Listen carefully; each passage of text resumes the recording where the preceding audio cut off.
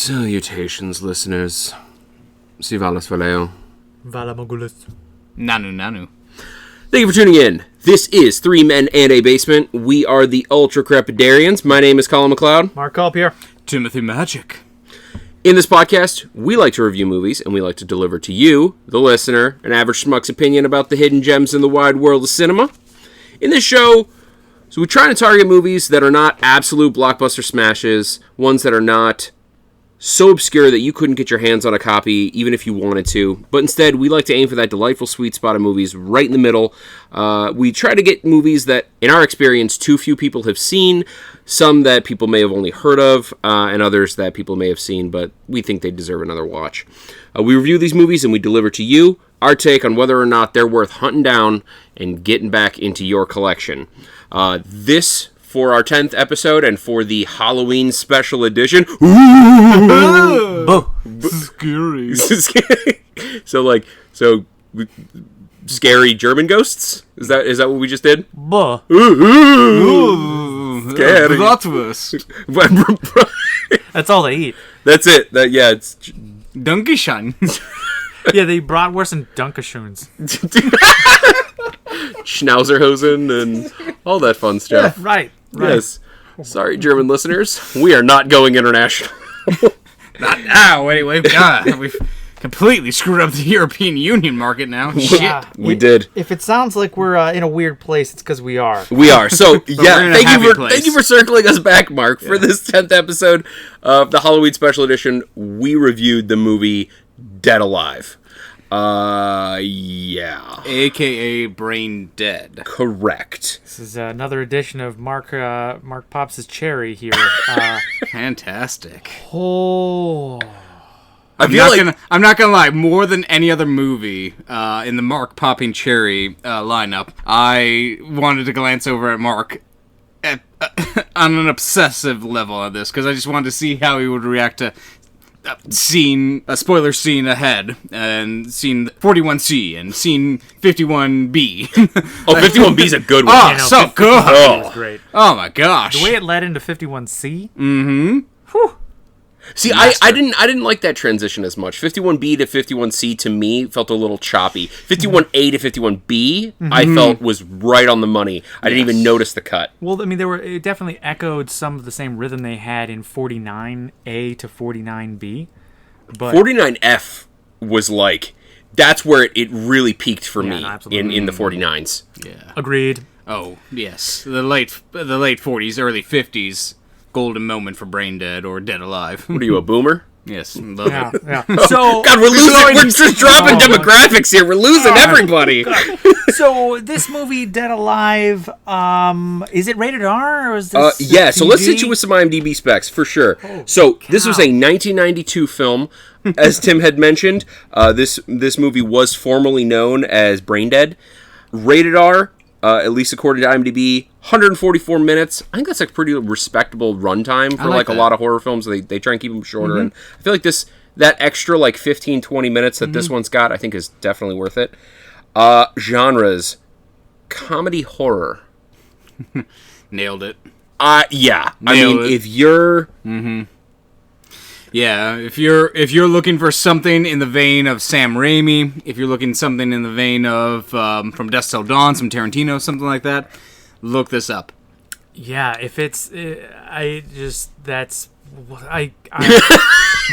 Raimi especially. Especially Sam Raimi. You nailed it. Like, very much in the vein of Evil Dead. And I think this movie I think they're both sort of like teetered on that comedic element. Yeah, but I feel like this movie leaned on it a lot more heavily, and I think with Sam Raimi and his early work, like the Evil Dead series, I think a lot of it was lack of resources. This movie, while it was not high budget, I don't think it was lack of resources. I think they intentionally wanted it to be this way. Oh yeah, no, is this really a horror movie? You know, I think it's definitely. It's like a comedy almost. I mean, I think for people who are particularly sensitive to certain elements, they won't be able to make it through it. Guaranteed. You know, I think you'd make it halfway through and you have to turn it off because it's got a lot of what it's got. Okay, it's got a lot. So for our for this movie, I would like to just jump out there with probably the most important part of this movie, at least for us, is this was directed by Sir Captain Emperor Kaisar. for life, Mr. Peter Jackson.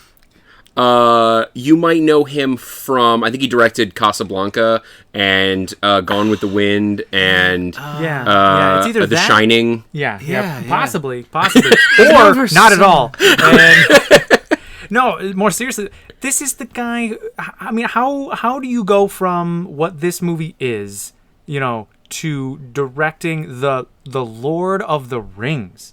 How does that happen? The biggest living fantasy epic of a generation. I almost feel like there was a fucking missing in that. Like, I almost feel like you should be Lord of the fucking Rings.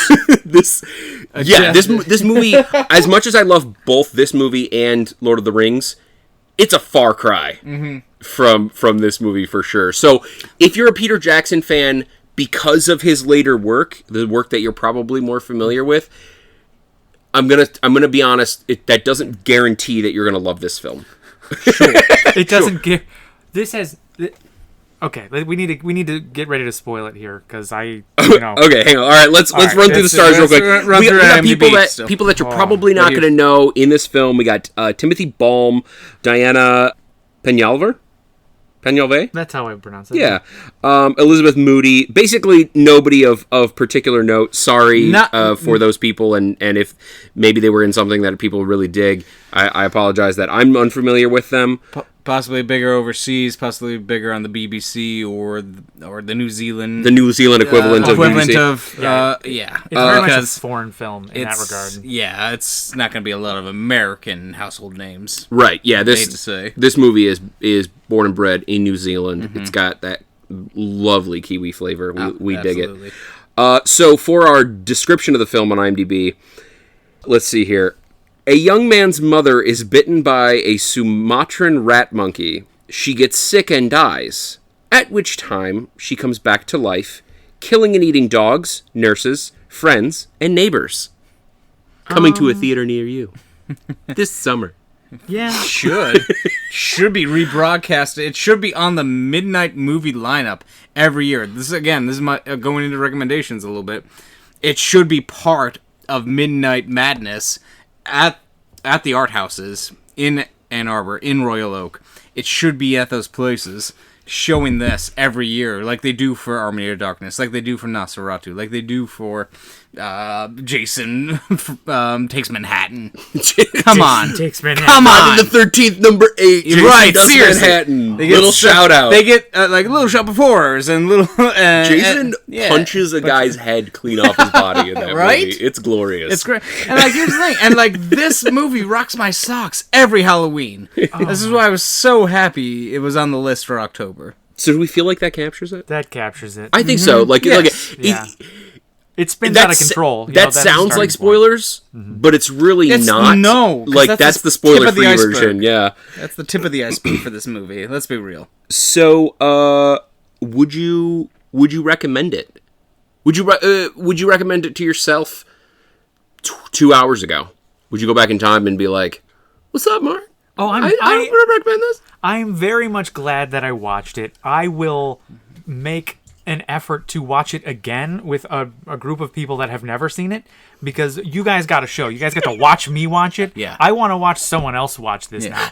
I want to. This is like the venereal disease of movies. I want to spread it. I want to spread it as far and wide as I can because it's. One might say it follows. One's gonna say you stole my joke. Yeah. You're gonna it follows this. I don't say pass this this lightly. on. I have never ever seen a movie more ridiculous than this. .com period. That's it. Wow.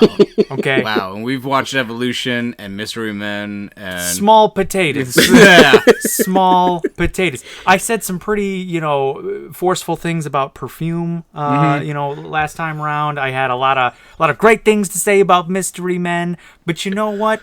those are that's nothing. That is nothing compared to what this movie puts you through. I'm so happy you're saying this. Oh, man. It's rocking my jocks. Tim, do you recommend this? Wait, you didn't say that whether you'd recommend it. Oh, because I don't even know how to think right now. Like you need to have it in a room full of people. That's not us. Recommend it? Because Colin and I have seen this multiple times. That's the thing. All right, how about we round robin and we come back to Mark's recommendation? Thumbs up, thumbs down. Sure. Tim? Oh gosh, yes. Are you kidding me? This was on my list before we even had this podcast. Like, this is something I knew I was going to watch in October again, and so I'm so glad I watched it with you. And I'm very happy that it's Mark's first time through, and I could see him pop his cherry to Peter Jackson's earlier work. So, yeah, I will put this on anybody. So what you're telling me is you didn't like it. Yeah, no, I mean, don't get me wrong. I know there's going to be some people who will walk out the living room once I put it on, but that's not going to stop me. I'm going to put it on. I'm going to put it on, and it's just going to happen. It's going to happen. People will leave the room. My own mother will disown me, but I don't care. Yeah, your mom would not like this. No, she would not. Nobody's mom would like this. Nobody's mom. Mothers. All right, I'm gonna jump in here and say, yeah, I would recommend this. I do recommend this to a lot of people. However, this comes with a caveat, kind of like Perfume did, that it's not for everybody in the world. We jest about, like, it's not for people's mothers, but, like, genuinely, maybe don't watch this with your mom, unless your mom is super cool. I actually might be able to watch this with my mom. My mom's kind of cool about that shit, but not everybody's mom is. So, tread lightly. Honestly, you're sort of in the vein when you're thinking about Sam Raimi's earlier works, Evil Dead and such. If that's the kind of thing that you're into, or that's the kind of thing that the people you're going to watch this with are into, you're probably fine. If that's the kind of thing that you think they might be sensitive to, or maybe they're right on the edge, do not expose them to this. The other caveat, on top of, like, this not being for absolutely everybody under the sun, is you should really watch this with a group of people. It's best if you're in mixed company where some people have seen it and some people haven't. I literally thought Mark was going to dry out like a fucking raisin because his mouth was agape the whole time. And he was breathing heavily, shaking a little. He was definitely clammy. It was an experience to watch Mark. And this time you're not exaggerating. I'm not. No. I am not. I watched you almost as much as I watched the film. Same. It was my favorite part. Because I loved just seeing a genuine jaw-dropping moments from Mark. Genuine. Would you agree? Oh, absolutely. Yeah. Absolutely. So the mixed company is great, but even if it's like everybody's first time, that's fine. That's fine. But I'm gonna be honest, the effect of this movie, whilst it wouldn't go away entirely, it's definitely diminished. If you just, like, pop it into your DVD player by yourself on, like, a Tuesday night. Yeah, I wouldn't recommend watching it alone. I don't think... Not that it's like, oh, it's too scary, because it's not scary. Well, depending on your sensitivities. It hits so many buttons for both gore and slapstick.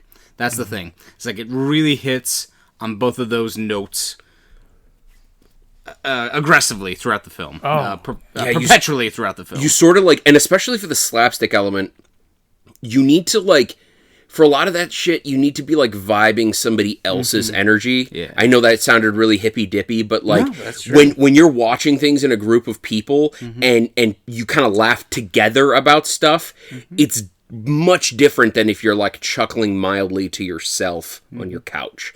Like, so I highly recommend this movie getting popped in with a group of people, because it'll definitely enhance it. Absolutely. Yeah. All right, Mark, you're back in the hot seat. Okay, recommending. I don't recommend this movie if you're gonna watch it alone.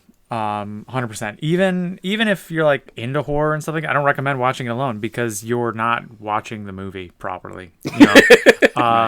You have to gauge the room. You have to read the room. Yeah. If you've got a group of people together and you guys are looking to have the most ridiculous time you can, throw it in. Absolutely recommend it. But no, don't watch it alone. Yeah, that's as close to a recommendation as you're gonna get out of it. All right, so I think we got 3 over the 50% mark for like, personals, with some serious caveats. We are, before we move into spoilers, I do want to note that like one interesting thing about this movie is I think the sort of nuts and bolts of this movie can get exposed to you, which I think they did nicely in IMDb, but a lot of the comedic elements of this movie and a lot of the horror and shock of this movie comes from the real minutia of it. What is happening in the scenes, not what the scene is about. So I highly recommend, if this movie tickles your fancy, going and watching it before you move into spoiler territory, because we're going to be talking about what's in the scenes. And if that's the kind of thing that you don't want ruined, because again, you want that shock value, then switch it off now. Because we're moving to spoilers. You kill me with that.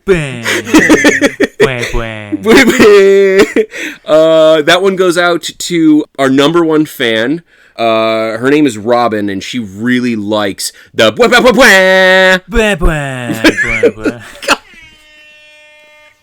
Whoa! Can we afford that? I liked our version better. Man, your air horn sounds like an app, bro. Yeah. Because I'm that good. Yeah. Tim is the guy from Police Academy over here. Yeah. So let's we jump into spoilers? Oh man, yeah. So this takes place 1957. Yeah. Let me I've got to get this particular spoiler off my chest, and then I think we can like roll back tape and go through like the actual narrative. This movie has fucking everything in it. This movie, I wrote down this list, and this is not a comprehensive list. This is what I could get out in between laughing, looking at Mark, and watching the actual movie. This movie has zombies, rat monkeys, fortune tellers. Oh, it has rats and monkeys and rat monkeys. That's true. That's fucking three things. I didn't get all the permutations. You need to there. highlight. You're right. Fortune tellers, crazy old women, in spades. Oh, homages to Psycho. Like half of this movie at least is inspired by Psycho. Nazi doctor taxidermists, mad scientists, random bubbling green liquids, Kung Fu. We've got Kung Fu. Kung Fu priests. Yes. Fuck, what is this? I wrote. It looks like exploding badgers, but it's not badgers. Exploding babies. There's a lot of exploding babies. Yeah. Wait, no, that's not exploding something. It would be exploding. Laughing zombie babies. No. It would have been the embalment. Exploding embalments. Bodies. It's bodies. Exploding bodies. We got it. Okay. Yep. It's got greasers. Yep. It's got Tell me more. It's got soap. And I mean that in the soap opera sense. Yep. It's got Casablanca homages. Yep. It's got. I'm going to save that one. It's got half the extras from Ace Ventura's When Nature Calls. It's got somebody feeding somebody else's gaping neck hole. Yes, that wasn't. That's quoted correctly. Yeah. It also has gut monsters. I was gonna say it has colon self-love. Yeah. Okay, so we're going to get into all of that, but let's jump back to the narrative here. Open on a scene, Sumatra, 1957. It's very serene. I'm putting you in a time and place. I hope you appreciate what I'm doing here. Anyway, so you've got this random zoologist, full fucking like pith helmet, like khaki shorts, running through the jungle with a box. It gets revealed that box contains a rat monkey. Yeah. Just, obviously a rat monkey. Sumatra rat monkey. Yeah, he's like the foremost zoologist from New Zealand. He proclaims. And does it start off with them running, Or no, he. They're definitely trying to do a little bit of Raiders in the opening here. They're doing a little homage to Raiders of the Lost Ark, where they're trying to get out and the natives are chasing them. The Aboriginals. It's a total homage to Raiders. Mm-hmm. I mean, even so much like starting looks the car like the fucking Ark of the Covenant. Yeah, they're carrying it on two sticks like that, and they're starting to start the car, and then the natives are like throwing spears at him and shit, and. Anyway, suffice to say, the rat monkey makes its way back to New Zealand. Well, hang on, though. Before you... We're talking Raiders here at first. Whatever's in the box bites this zoologist, and the other people on the expedition freak out after he's been just bit very lightly. They throw him from the vehicle, and they proceed to chop off every limb that's been bitten by this monkey. So whatever... happened, it's contagious. There's something terribly evil going on here, something that justifies the removal of limbs over a nibble. Das ist nicht sehr gut. Yeah, and it goes into a great title card too. Depending on which version you get, you're gonna have him getting his. Again, we're in spoilers now, so we're in spoilers. Yep. He's getting his face again. This is in 5 minutes in the movie, so he's getting his face, he's getting his face splattered, and then it splatters to title card, Dead Alive or Braindead, depending on which version you picked up. So after a beat, we're back in New Zealand, and we get introduced to our main character, Lionel. And Paquita. Our lady love.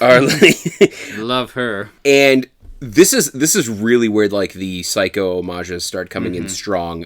Lionel lives in a large house as sort of a recluse with his mother, who's exceedingly domineering. She controls every aspect of his life. He's terrified of her. She's very clearly like emotionally manipulative. Meanwhile, Lionel bumps into this woman, Paquita, who works at the store that he gets his groceries, at which he gets his groceries. And she basically falls in love with him because her fortune teller grandmother reads her fortune and tells her that she's going to fall in love with this guy that has this symbol. Oh, and it's really like jarring too. Like in the first scene that you see those two in, she's pushing him away. She's very dismissive. She's just terrible to him. And then we have that scene where the grandmother kind of goes through the tarot cards, and she now believes that that Lionel was the she sees a symbol of a star when Lionel trips. Star and crescent moon. Yeah. And because of that one sign, now she's madly in love with him, and almost to like a stalker degree. Yeah, she was like swooning over this other guy. She goes 0 to 60 really fast, so that's a little bit of a critique there. Yeah. Well, no, but I mean, like I feel like that's part of the comedic element. Is like she's like swooning over this other guy. She goes into the back, and her grandmother's like, "Yeah, that's not the love of your life. Just, forget about that guy because that's not him." You're going to see this white knight coming in any minute now. And then, like, the next minute later, like, literally 60 seconds later. Yeah, and then like, she's like, I remember this guy. And she's, like, pushing him away. And then all of a sudden she sees the symbol and she's like, oh my God, I love my life. It's really funny. It's a hard about turn. So again, but I think that's part of the parody of the psycho genre, of the zombie genre, of the mystic genre. I think they're playing that, but also I think the other thing that they're parodying pretty hard in that is, like West Side Story, Gone with the Wind, and Casablanca. I felt was like referenced a lot in this movie. Yeah, there were some amazingly terrible flyover scenes, like in the intro to Casablanca. There's like these fake trolleys, like. Oh yeah, we got to talk about this, man. It's like they decided to like take half the set off of Mr. Rogers' Neighborhood. Every other scene with a street is some clearly like, look, trolleys exist in real life. You could set up a camera and just let it play for the day, and you'd have all the B-roll you ever needed. But someone spent money setting up these like models, or maybe Peter Jackson just had some toys lying around. It's so jarring and weird. Like, it has to have been intentional. It has to have been. It was 100% intentional. 100%. Yeah. Like, again, it's that homage / parody. Yeah, a combination of that and, like, Peter Jackson is such a good director. He's so aware of things that are going on. He's a really intelligent guy. Like, he knows exactly how this is playing out and coming across. It's brilliant.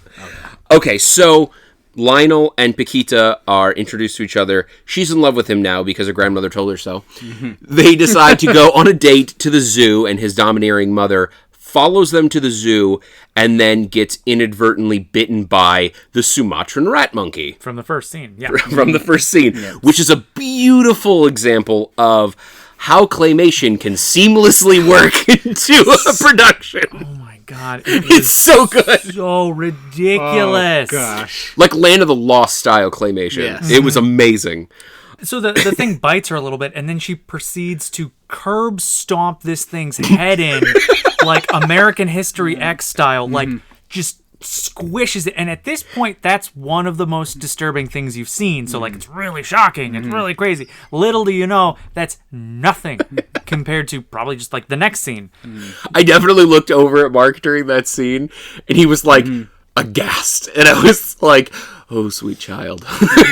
What you're in store for? It's coming. What you're in store.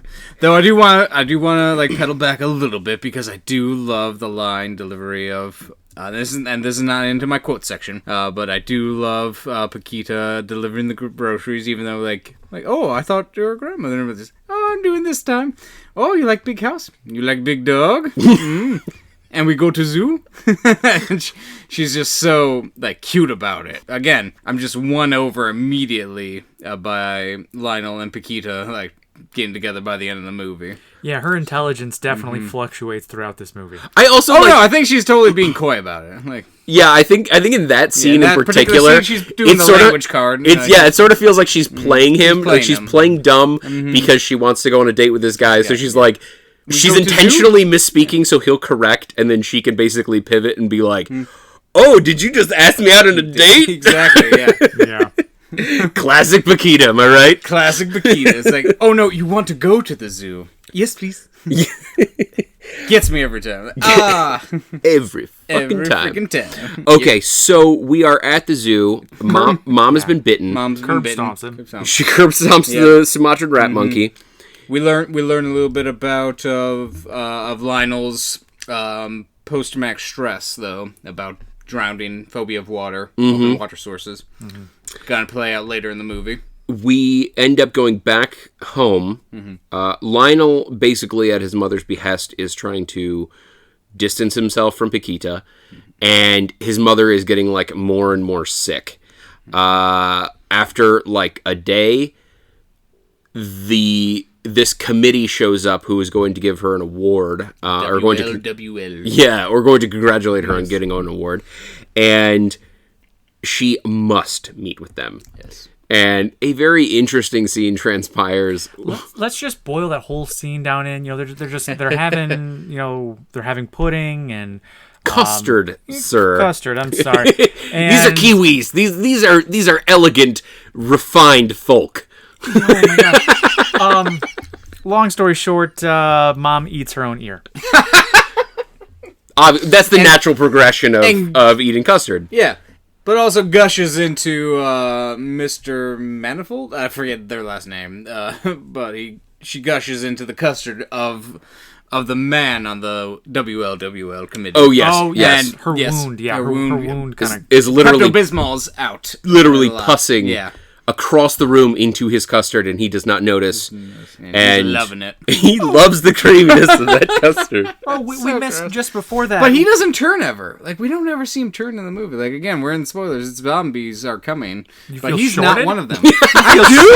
I do. I wanted a callback. Oh my god. No, so even That's before the custard scene, I gotta take off a point for that later in my ratings. Even before the custard scene there, you see like Mom starting to deteriorate, and she gets like bumped by Lionel a little bit, and like half of her face falls off, and they don't really react. They're just like, oh no, we got guests. Grab the glue. So he like throws some glue on it and just glues the flesh from her back on, and okay, now we're eating custard. What, gluing it on while like not berating her, but basically like saying, sit still or the part of your face that fell off will not glue back on straight.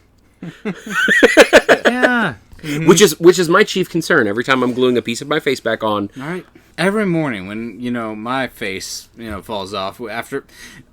Listeners at home, I know this is a podcast, so this is an audio medium, but my face does look like John Travolta's because I removed it from him. It's true. And I put it upon myself. Yeah, he's a monster. It's either John Travolta or what, Danny DeVito. Yeah. One of the two. Somewhere in there. Those were the two people in Face Off. Yeah. John Travolta and Danny DeVito. Mm-hmm. Oh my god.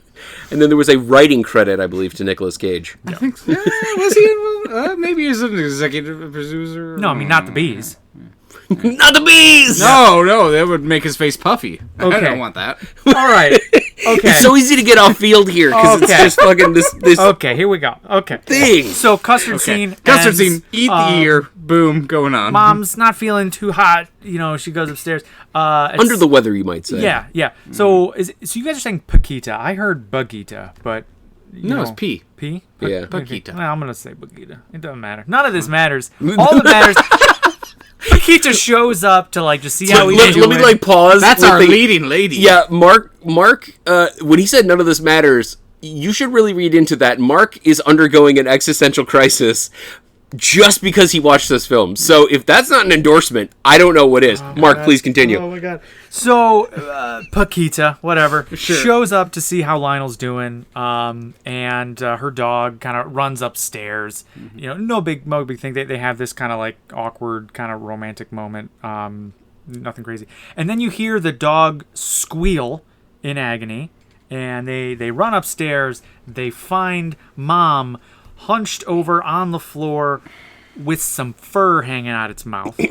Her mouth, sorry. I guess she's still a person? No, she's not. Kinda, yeah. Allegedly. Not really. Yeah. Allegedly.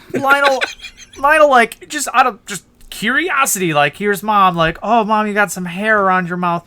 Proceeds to pull out the spinal cord of this dog out of Mom's mouth. What? Okay. Paquita's a little upset about it, but doesn't seem to care for the rest of the movie. She was mildly remiss. She's mildly remiss about her dog being consumed. This was not a small dog.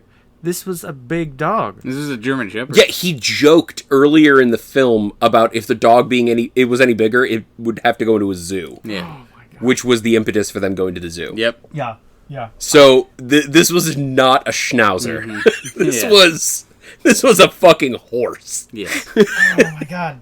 I don't know. I mean, what happens after that? I mean, everything is fractured from this point forward for me. No, when I say we descend into madness after this. Every single scene, and once I picked up on the rhythm of it. It had to have been intentional. Every single scene is more ridiculous than the one that precedes it, and every single scene you sit here and think that is the most ridiculous thing I've ever seen. So how do you escalate from Mom's face falling off and her consuming an entire German Shepherd? What's so funny is when you were just saying her consuming, I didn't genuinely know if you were going to say a dog or her ear. And the fact that I had to question, and we're still early in the film. We're only 30 minutes in. Yeah. That's a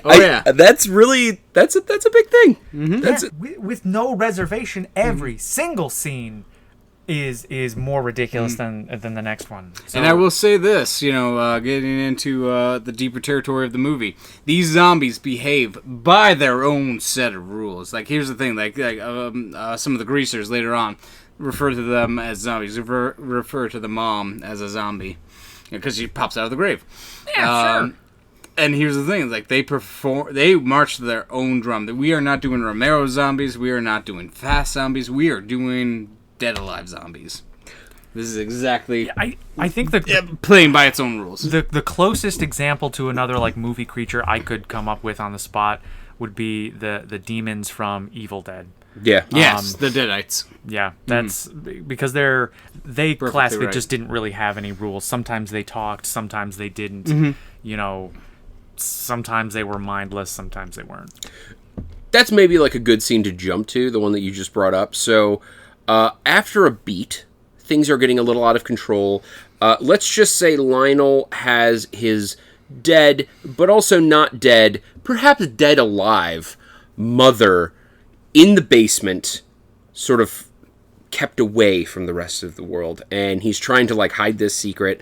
It doesn't work. She ends up dying again. Let's just say she's dying again. It's a lot to go into the minutia of that. There's a lot to go into because I feel like Lionel like kind of quote unquote kills his mom a few times before. Yeah, there's the bit before the big zombie transformations. There's some things that happen, and we end up with his mom getting buried, like a formal burial with a church service and all this stuff, and he needs to go back to the graveyard and dig her up and get her back to the house to make sure that nobody, like, she doesn't basically pop out of the ground and start killing people. Yeah. Out of fucking nowhere, these like 5 greasers, like straight out of West Side Story, with like the coiffed hair and the jackets. I thought West Side Story. I thought more Grease. I mean, either. Like they come out from behind these gravestones and start like assaulting him. His mother pops out of the grave, starts turning them into zombies, and the fucking priest comes out of left field and just knows kung fu. And he just starts kicking zombie ass. It turns into a martial arts scene there. He is like jumping and flipping and like, you know. In the next 5 minutes. Yeah, dude, he's got a great line that I don't want to spoil for later here, but like this, and I know we just called him the priest, but he was the priest that presided over, or presided, whatever. None of this fucking matters. Okay? over her like sham funeral. Yeah, over Lionel's mom's burial rites, her last rites. Yeah, I don't know. He gave a sermon and stuff. Yeah, I don't know what a dragon kick looks like formally, but I'm pretty sure I saw a dragon kick in there. Like this motherfucker was like straight up Shaolining their asses. It was awesome. Oh yeah. I mean, he was that the Black Knight from Monty Python. You know, he stumps a guy with a roundhouse kick. Somehow, like he... Oh, and by stumped, you mean he kicked his entire lower half off of his body. Yeah. Completely. So, after the fighting, after the Bruce Leeing... Yeah. He also fought another guy with a different guy's arms. Yeah. Yeah, but he does so, like, there's no, like, shock. Like, the guy's arm comes off, and then the next, like, little bit, he's hitting somebody with the limb of the guy that he was just fighting. Like, it's just... He definitely looked like he's done this before. 100%. So, of course, as you might have guessed, he doesn't make it. And now Lionel has a collection of deadite zombie creature things in his basement. And Oh, yeah, we skipped over the nurse getting compromised, too, because, of course, obviously, she's there in the intimate setting, you know, like, being able to be bitten. Yeah, when they still thought that Mom had some kind of, like, medical condition. Right, she could have been treated. She casually yanks this nurse's head off. Yeah. Dot. Yeah. So after the kung fu but scene, there's a lot of deadites now in the basement. Yep. It definitely turns it turns up the comedy knob. That's weird, dude. This movie too, just not to get too sidetracked. There's like a gore and like a horror knob, and then there's like a comedy knob. And some scenes dial up the comedy, some scenes dial up the horror, but it's just like an ever increasing, you know, it ratchets up. Yeah. Like, and I could tell, like, when you were watching it, I could see that in your face that it's like, I don't think this could get any crazier. And I'm just like, it just keeps ratcheting up, and it's just, there's no fucking brakes on this movie, and it just, you kept expecting it to like either plateau or like go down a little bit. Like, it doesn't. No, Peter down, like the pacing. Yeah, you would say it's crazy. Yeah, so. We dial up the comedy knob a little bit, and he's taking care of these zombies now. Like, he's feeding them. You know, you think that he was trying to, like, keep everybody else safe, but no, he's actually feeding and caring for these zombies. Like, the nurse who had her head removed, mostly removed. Nearly headless nurse. How can you be nearly headless? Headless. She's having a hard time eating her porridge. Because it's coming out of like where her head is not connected. So he just kind of casually pulls her head back and then just starts feeding her neck hole. Remember? There we had some foreshadowing. We circled back around. He's stuffing the porridge down her neck hole. Oh, yes, this is also an important note. He's keeping them docile by feeding them tranquilizers that he gets from a Nazi doctor taxidermist who literally is bald with like these really intense bifocals. Think the professor from Futurama, like really fucking thick glass, and I was gonna do a German accent. Bad news, everyone. The Third Reich is here in New Zealand. He talks like this, and he's very German and proper, and then he's like, You think I'm a doctor? I don't have a sedative. yeah. A tranquilizer. And then he's in the scene and he's facing the guy and there's a goddamn there's a tear in his lab coat and there's a fucking swastika armband for it's very, if it wasn't obvious enough, they had to throw that in, so you're just like, it's so B movie for that. It is. Yeah. Which is, I mean, it's brilliantly over the top. Yes. No subtlety at all. And the one scene where you think there's going to be just a dash of subtlety, leaving you questioning, hey, is he actually a Nazi doctor that escaped? We hear his accent first, and we saw his weird experiments first. We got the nope. Oh yeah, swastika. Oh yeah, third beat. Oh yeah, all right, Yep. Okay. Yep. So he's caring for these zombies. He's feeding them, or not feeding. Well, he is feeding them, but he's giving them the tranquilizer, and he's keeping them docile, like you were saying. And it looks like his mission at that point is to try to just keep everything copacetic. Where do we go from here? What was the next scene? Because again, I have a very difficult time stretching the narrative of this movie together because there's so much shocking. So I think we can sort of wrap up the last part of the movie pretty quickly because, again, you should probably just go and see it. But basically what happens is his uncle is trying to extort him for his money and his house because he found the bodies in the basement. They were currently under the influence of tranquilizers, so they look like dead bodies, not like zombies. He ends up inviting a bunch of people over to the house for this massive party, and as you might imagine... Oh, so Lionel tries to kill the zombies using poison, and then it turns out that the poison is, in fact, with animal stimulant, and the zombies go fucking crazy. They turn basically everybody in the house, and it turns into one of the most absurd carnival-like scenes of gory mayhem that you've ever seen, and shit just, again, even in that end sequence that's a half an hour long, it still just gets crazier and crazier. It still doesn't even stop. It gets so fucking crazy, and then by the end of it, Mama comes out, and she is a fucking 30-foot giant naked, let's say voluptuous naked elderly woman. She's got these weird beanbag chairs attached to her chest. I don't know, voluptuous. There's I was trying to think of a euphemism, but the best comparison I can say bodacious. There's some positive connotation there. The best imagery I can compare it to is if you've ever seen The Wall, Pink Floyd's The Wall. It's got to be something like that from either The Trial or one of the deep dives into the psychosis. It's very psychedelic. Yes. Or maybe the mom from Honey Boo Boo, or... Oh, maybe. Yeah. Well, yeah. Hey, we're just taking pot shots. Ooh, we're coming sorry, I hope you're not a listener. Unsubscribed. So that was our California listener. God damn it. We lost him. Cross California off along with all of Germany, and we're really burning bridges this episode. Batting 1,000 here. Freaking whatever. Worth it. So for this movie. Shit gets really cray. And then the movie ends. And that's it. Yeah. All right, so we'll see you next week. Bye-bye. That's it. No, we got to go over some of these scenes. Oh, well, okay. So 10 out of 10 big titty monsters. one of the characters, one of the creatures in this is a zombie baby that arises because, of course, during the period of time in the movie where he's caring for the zombies, two of them end up fucking at a dinner table, because of course they do. In at between that point, the porch scene and the establishment of the uncle's blackmail. Yeah. They're out of absurd things to do, so they need the zombies to fornicate. Obviously, one of them is the priest.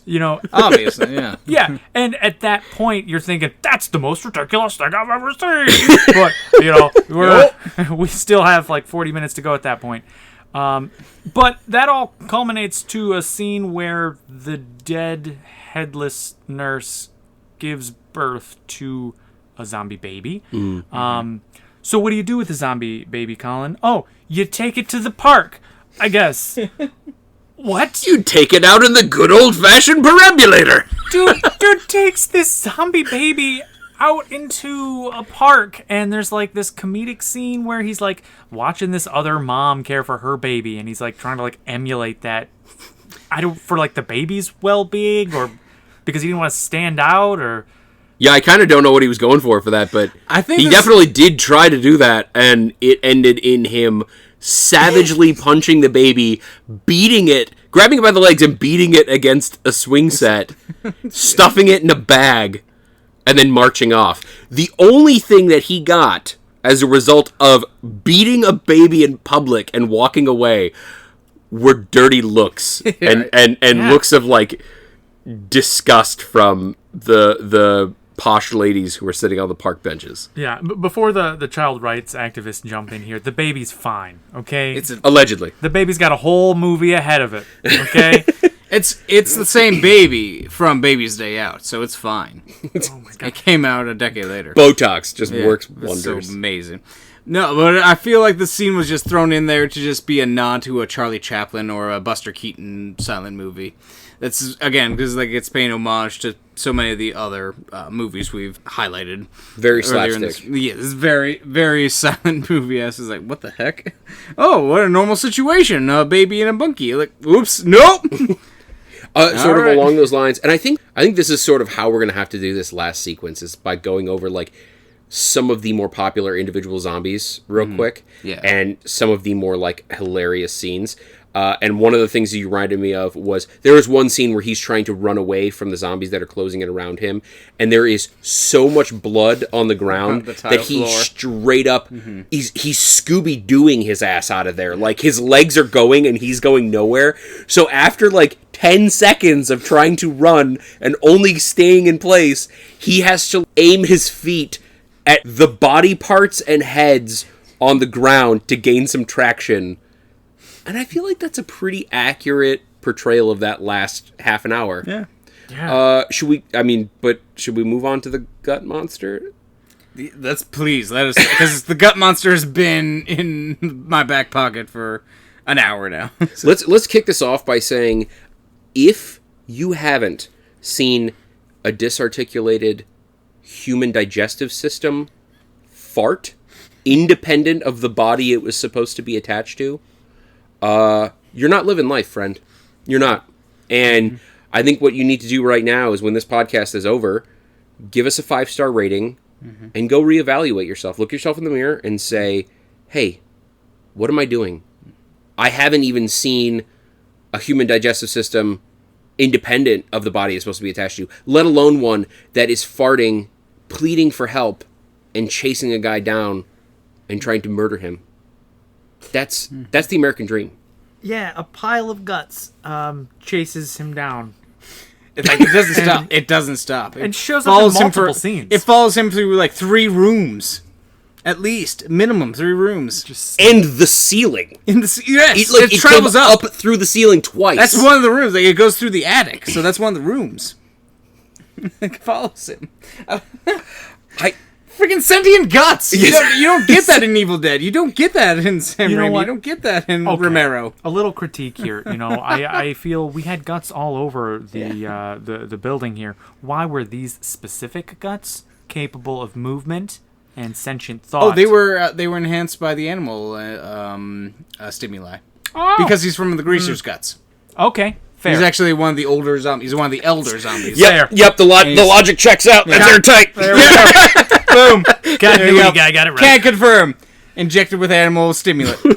Hang on. Yep, I just did the proof. Yep, it works. It works. Makes sense. Sound logic. It works for the mythos of the film.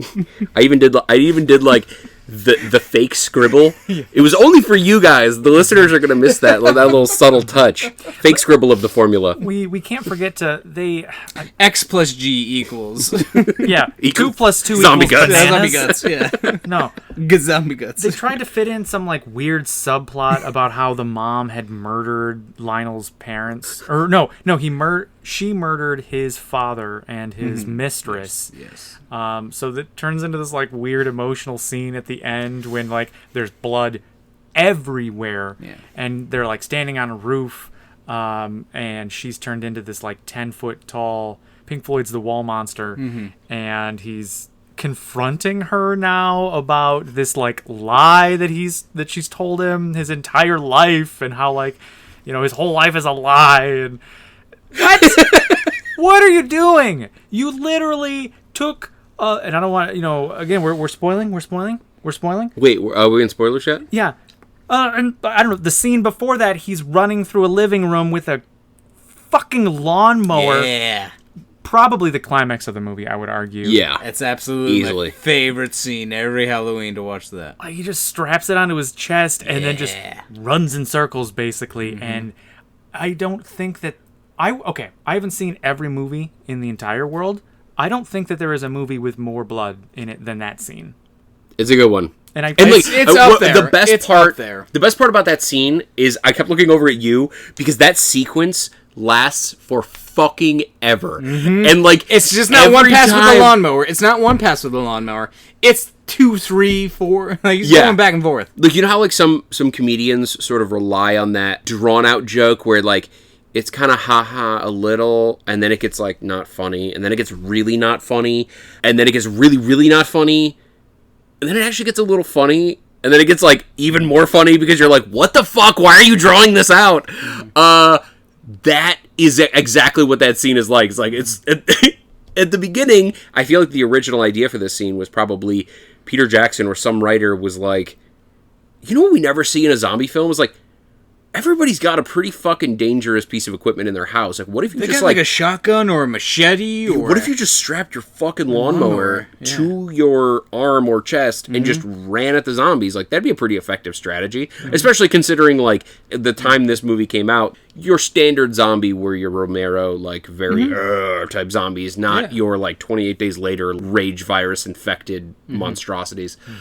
So yeah, that's a pretty effective strategy, and I think the original conception was that, and then they're just like, let's just keep doing it. Let's just keep it going over and over. We've got this spare, Olympic pool of blood that we need to use, so let's just keep rolling. Just keep rolling. Guts, visceral, everything is like, it's chunky. It's like it is. It's gross. It's like, after a while. It's like pink slime. Like, have you ever seen Ghostbusters 2? It's not totally unlike that. It's maybe a shade darker, but that's what a lot of the blood looks like, which is amazing. And it kind of reminded me, that to compare this to an actual, piece of art. The Shining, that scene with the elevator opening up and the blood pouring out and kind of filling the entire room with blood. Yeah. This had more blood than that. But it totally did. It definitely reminded me of that scene because there's just blood on everything. Right. And they're swimming in it, basically. Because it does fill that entire space. That big, in The Shining, it's a big hallway. In this, it's the big foyer. It's the big entrance to this big house. Yep. So yeah, it definitely does cake it on thick, and it's my favorite scene. Like, again, if I'm just watching clip shows on YouTube, I'm watching this on my own because, oh god, again, you can keep your machetes, you can keep your chainsaws and your massacres. Give me Lionel with a lawnmower every year. I think it's funny. There was a little bit of foreshadowing in the beginning of the movie too, where he's mowing his lawn for his mom, and like there's a scene where the camera is underneath, or is I guess at grass level, and like the lawnmower kind of runs over it, and you kind of have the blades in there. Oh yeah. Oh, Peter Jackson's not a dumb filmmaker. Again, like you can see his expert techniques in the crane shots, in the close-ups, and in the foreshadowing elements of the entire movie. Somebody reached into their pocket and paid for this. I would have paid Good old fashioned American currency. I'd pay New Zealand dollars. Mm-hmm. I'd pay it all to see this movie. To echo it again, if it was on a midnight Halloween playlist this October, I would be front of the line. All right, so let's rapid fire hit some notable deaths real quick before we transition. Unless anybody else wants to. At this point, I'll highlight that. Yeah, I mean, this movie. Whole bar. No, I mean, I think we hit pretty much on everything. Let me special nod before we do that to the amount. This whole movie is practical effects. Yes, even the fucking claymation Sumatran rat monkey is claymation. It's everything. It's stop go footage. Yeah, everything is amazing. There's one scene where half a guy's head ends up in a blender. Fuck, it feels weird even saying that. It's better than the blender kill in Gremlins. It's clearly because he's looking around still. He's like, he is. Huh? It's very clearly the way it was shot. It was they hollowed out a blender, and they had somebody stick their head up through the blender, and then she flips the switch. You can't see me, but I'm doing air quotes. And then they pumped blood up around his head, and he kind of shook his head and then pulled his head down. Yeah. But it looked amazing. The practical effects in this movie, whilst way over the top, are still practical, and that's amazing, and I love it. So, subtle nod to that. Creative as shit, and this movie has a pretty substantial intangible factor. You just sort of have to watch it, have to experience it. Oh, yeah. No, I mean, every other scene, there's a weird close-up of the character's eyes, just kind of zooming in on their expression and kind of coming back. Oh, yeah. And a lot like Mystery Men, every single line in this movie is quotable. I mean, they're all one-liners. Yes. All of it. Even when there's nothing crazy going on. It's... Great staying power. Oh, yeah. This movie. All right, some rapid-fire deaths. My favorite death in the movie is got to be this woman she's reaching down to help her friend up, and one of the zombies punches through the back of her head and out her mouth, and then proceeds to continue to attack people with this woman on his arm, with his arm coming out of her mouth. It's incredible. Then she ends up falling off of his arm. Now she's a zombie, and she ends up at one point getting knocked backward into a light bulb, and then her whole head lights up, and while all a freaking jack-o'-lantern. Yeah, while all of this is going on, the movie is still proceeding around her. She's just in the background, all lit up and moving around. Eventually combusts into Eventually, her head catches fire, and it catches the fucking house on fire. Amazing. Yes, death. It's just I love that.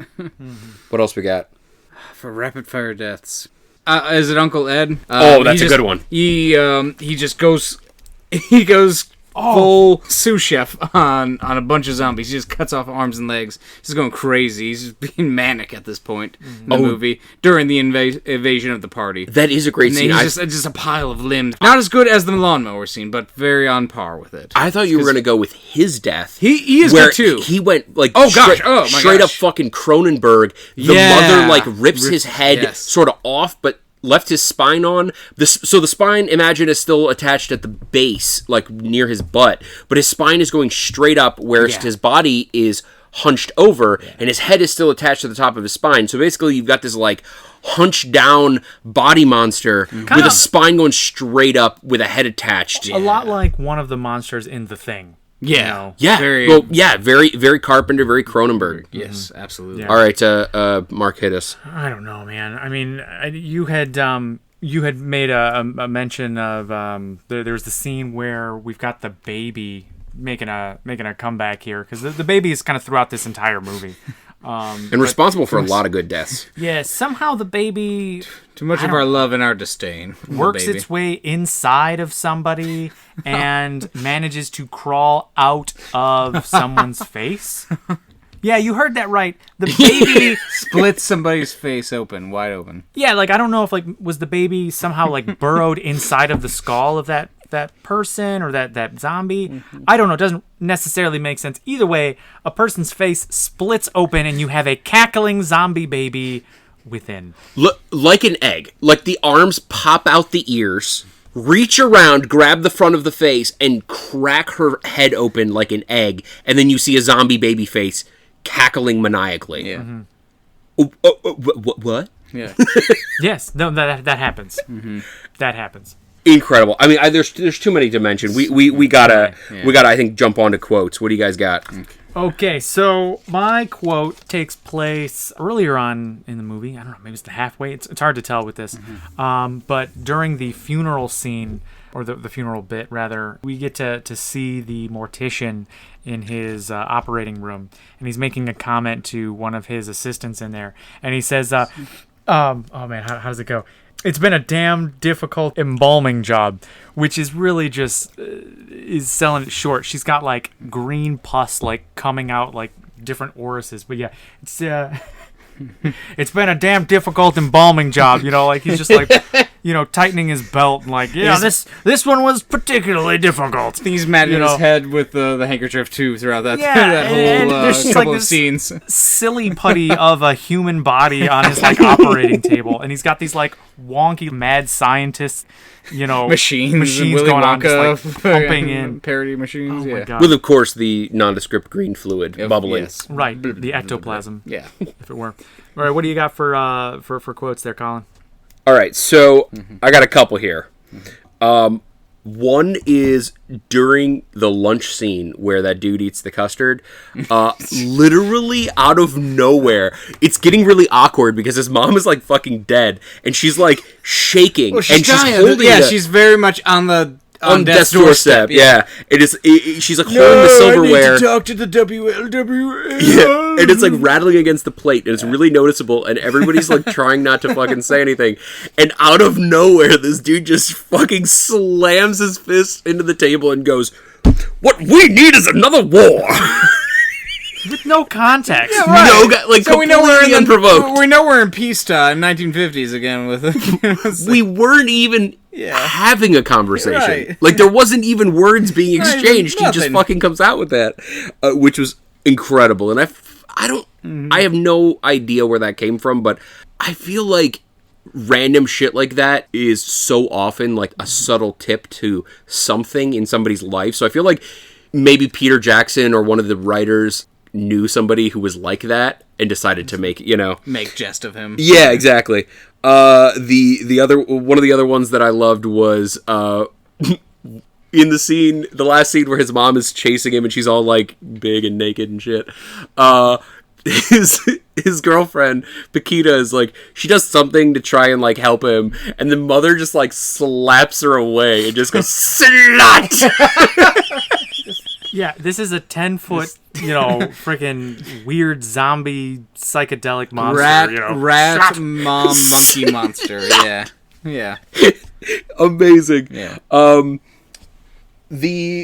My other quote, and I'm breaking the mold here a little bit. My other quote is actually a quote by Mark, which was almost shouted during the movie. Which was, did he just pop someone's head with his head? It happened, yeah. He literally Lionel falls from the ceiling. Bungee jumping from the spleen monster. Oh yeah, he literally falls out of the attic, a hole in the attic, with a cord around his leg, and his head collides with one of the zombie heads, and the head just pops like a balloon. It's very quick. It's a very quick cut. Like so if you can miss it on your first viewing, but look for it. Yeah, if you ever watch any Gallagher, like think watermelon, and you've got what happened to this motherfucker's head. Mm-hmm. What do you got, Tim? Alrighty. I have two as well. First, of course, takes place in the graveyard, where Lionel is just starting to accumulate more zombies, finally. The pretense to it, of course, are Greasers. Our greasers and our kung fu priest. So he's climbing up on top of a monastery or something like that, on top of a mausoleum. He's just like, this requires divine intervention. I kick ass for the Lord. And it proceeds, then that proceeds to be the butt whooping that the zombie greasers need. That is objectively, that is the best quote in this movie. And the most quotable line. It's, I kick ass for the Lord. If you're not, I kick ass for the Lord. If you're not on board by this movie by then, I can't help you. If you're not on board by that line. shut off the movie. Yeah. The second line that I have is Lionel's, "Party's over." And then he proceeds to mutilate an entire ground floor level of zombies. 30, 50 zombies with the lawnmower. Can we just proceeds to the lawnmower scene, which is epic every year. Can we just appreciate party's over. that you just measured the amount of zombies in the floor plan of a house? Yeah, you have to think about it. Yeah, because it's a house there party. was roughly a ground floor's worth of zombies. Yes, we don't really know. Like, we don't get, I'm sure we could pause and count, like, 2, 4, 6, 8, like, oh, okay. But that's like a totally legitimate It's measurement in this movie. There's a ground floor's worth of zombies. And party's over. It's Lionel's most badass thing yet, and I mean that and making love to Paquita. So yeah, it's very Ash, Evil right. Dead. Yeah, it's very reminiscent of Groovy or like something like that. Yeah, it's his boomstick. It's his, yeah. So. Totally. Are we gonna rate this bitch? Let's do this. All right. I'm kicking us off. Yep. Go for it. All right. Yeah. So this is one of those movies that like I love this fucking movie. I can't recommend it to everybody, but I love it personally. So I'm trying to hybridize my like personal rating with what I think the objective rating of this movie probably is. I'm going to give this movie a 6.9 Sumatran rat monkeys. Nice. I think that just rolls off the tongue. Sumatran rat monkey. Whoever came up with that, like, deserves maybe a medal. Whichever writing credit that went to, yeah. Yeah. Be it Jackson or be it one of the people around the table with him. Yeah. That person at least deserves, like, free dinner at TGI Fridays or Seriously, something. Sumatran rat monkey. Which I think, actually, TGI Fridays, I think that is one of their specials, is Sumatran rat monkey. Oh, I don't doubt it. Yeah, it's right next to the potato skins. Yes. Broiled and slathered in cheese. Gross. All right. I think for me, I'm going to go with a solid 5.2 because, again, I'm trying to, like, capture, that this is not for a lot of people. Yeah, but 5.2 cackling zombie babies. Oh, yeah. So. Okay. All right. I have to tip the scales higher on this one because, again, this is one of my quintessential Halloween movies that I have to recommend to anybody looking to be thrilled during this spectacular season. So I'm going to give it a 8.8. Whoa! Yes. That's big. Yes, it's big. Not as big as It Follows, but still big. I'm giving it 8.8. Needles up the nose. Oh, yeah. Bunch of needles up the nose. That does happen an uncommon amount of times in this movie.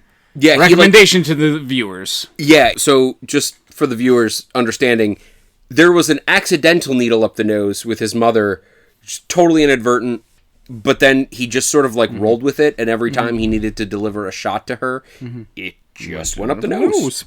Well, that's where it goes. I could also recommend 8.8 spleens around your ankles. A bunch of splankles. Splankles, yeah. A bunch of intestines wrapping around your ankles. 8.8 of them. Yeah. Could you? Either or. Needles or noses. Oh man. Yeah, I mean, I guess if so, it sounds like you're trying to qualify that rating though as your Halloween go-to. One of mine, many, yeah, for this particular time of year. Okay. Like again, if we do some holiday things in December, I might have a similar scale. But yeah, as far as like if you're asking me for a Halloween recommendation, yeah, this one. Okay. 8.8. Okay. So that 8.0 doesn't necessarily stack up to, I don't know. Again, I'm not recommending this to your grandma. Would that attenuate a little bit if you were going like more for an objective rating? For a more objective rating, yeah, I'd probably go 7.5. Okay. Yeah. Which is, I think it's funny that you say that because I think that is the exact score that IMDb gave it. No way. Yeah. Yeah. IMDb gave it a 7.5 somehow. So there you go. Right because it's shot brilliantly and it pays homages in the right ways. So should I do a 7.5 for you, objective, and then 8.8 personal? Seasonal boost? Yeah. I would also probably give this an extra 0.6 and go to 7.5 for my personal. Okay. And then I'll remain 6.9 on my objective. Yeah. Now, let me quantify. I want to join the club here. If I'm trying to like peer pressure somebody into watching a movie that they will never, ever, ever, ever, ever, ever forget, right. I'm gonna give this a 9.9. Yeah. Yeah. Because it's gonna always it's gonna stick with you. There's gonna be a special place in your brainstem. This is that forever. This is the halitosis of films. Yeah. Yeah. All right. Do we have anything else before we rippity wrap this thing like a Christmas present? Or a light up zombie. Ooh, I like that. Oh yeah. Need that for the front yard. Before we lock this basement door. Yeah. Is this actually a Christmas movie in disguise? It is. Yeah. This is the Die Hard of zombie films. Oh. All right. Well, that is all we have for the All Crep review. Thank you for listening. If you have any ideas for movie reviews, please feel free to email us. We love getting emails. We haven't gotten any yet, but we're hoping soon. Email us at... Send us your favorite Halloween movies. Come on.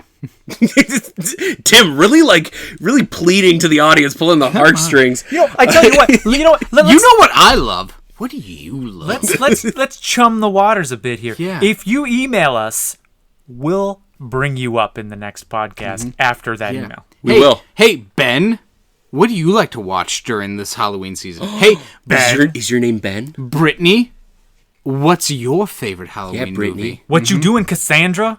What is it? Yeah. What's on your radar? Is it Nightmare Before Christmas? Roberta? You also don't like if you're pregnant and you're looking to purchase a baby book, you don't have to. Just listen to the end of this podcast and we will run through every name in the Western canon just in hopes that we strike a chord with you and you send us an email. What you doing, Frankie? Let's even go for androgynous names. Sam, Alex, what are you watching? Charlie. Yeah. Kim? All right, but seriously, none of that was real, Okay. but it can be if you email us. That's true. Yeah. We do not joke about that. So what email would they use if they wanted to do that? Hypothetically, but also very real, they would use 3. That's the number 3, meninabasement@gmail.com. You can also find us on iTunes and Google Play or wherever you find your podcasts. And until then, I am Colin McLeod. Mark up. I'll stay Timothy Magic for this week. All right, and we will see you in cyberspace. Peace.